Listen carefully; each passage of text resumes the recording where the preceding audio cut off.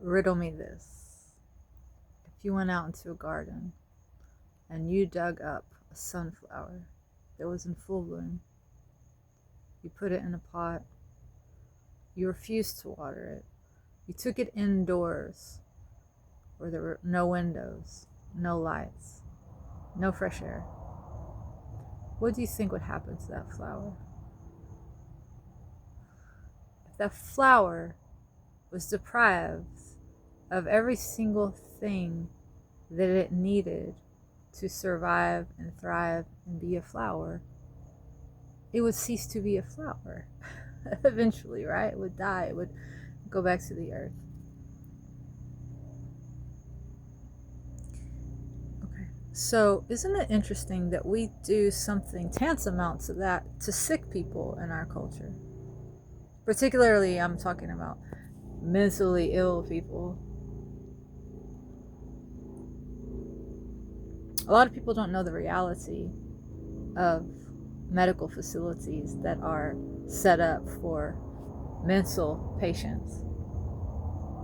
They're just like if you were to take a flower and put it in a pot and refuse to water it and take it inside a building with no windows, with no light, no fresh air.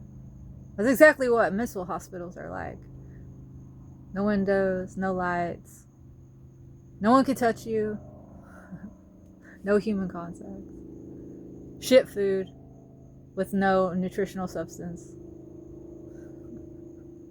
All the things that human beings need to feel safe and health and be healthy and to thrive, they're deprived of that in institutions which are supposedly there to help people heal and to get back to a place of thriving and happy and being happy. Okay, something's amiss.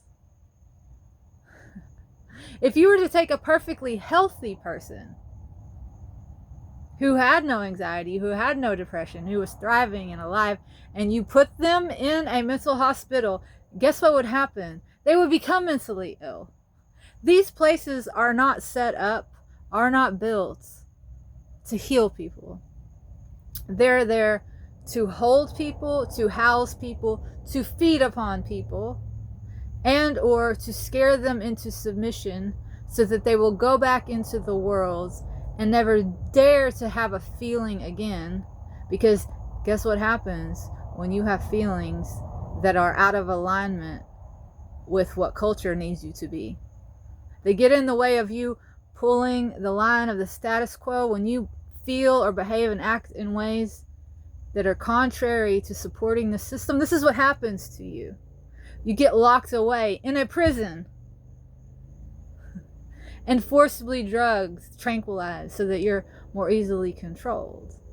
It's just the next level of what's already happening out in the world, guys. More than 50% of the population is on some sort of pharmaceutical pill, many of which are aimed at treating mental issues. Okay. What are these issues? Why are they issues? Why are they considered to be the problem rather than called out as what they are, which are symptoms of a problem? It's our body's way of speaking to us and saying, hey, something's not right. We need to address our environment.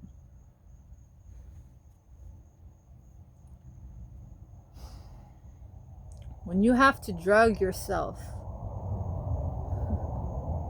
when you have to sedate yourself in order just to go about your day, in order to pay the bills, to stay alive, when you have to drug yourself to do that, there's a problem. And the problem's not with you. Please know that. Everyone. And obviously I'm not a doctor, I'm not a medical professional.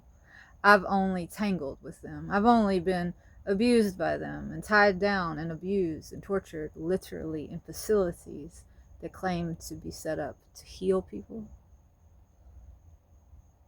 No.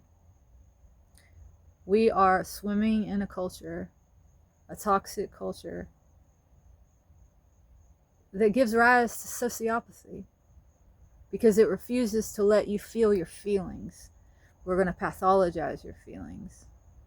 We're going to tell you to numb your feelings, to shut down your feelings so you can perform and be a good little consumer, because that's what you are.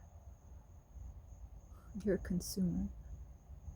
So they treat us like we're beautiful sunflowers, and they're treating us like mushrooms. They're keeping us in the dark and feeding us bullshit. Yeah, that's what they're doing. They, us. It's all of us. We're doing it to ourselves.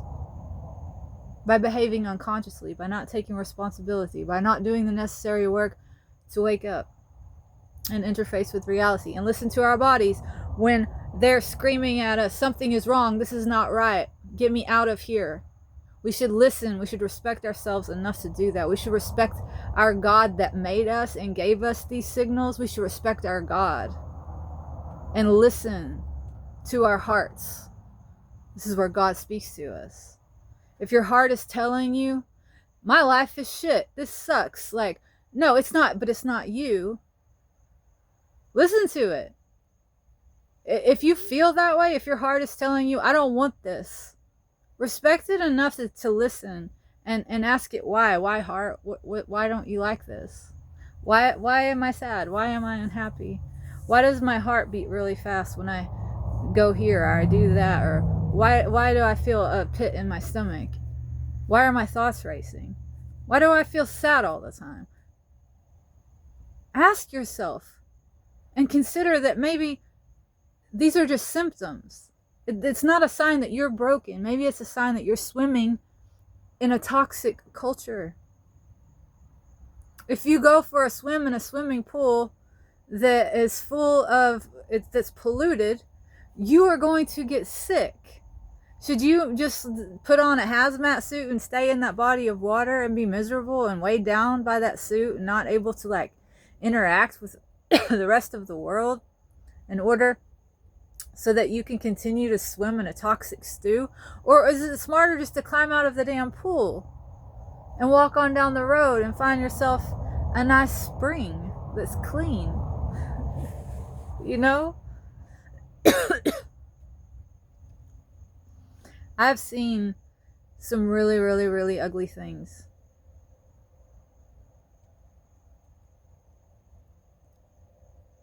Related to the medical industry, the mental health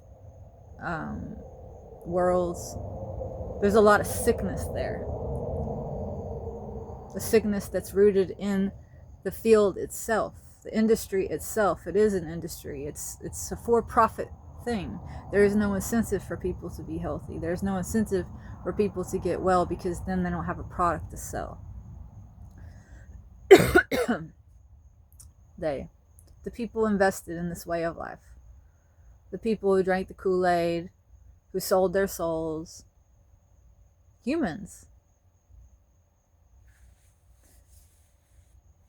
Please be careful. Be careful with yourself, with your mind, with your heart, with your soul. Before you go talk to a monkey in a white lab suit and get a prescription, sit with God, sit with yourself. Ask questions. Go inside.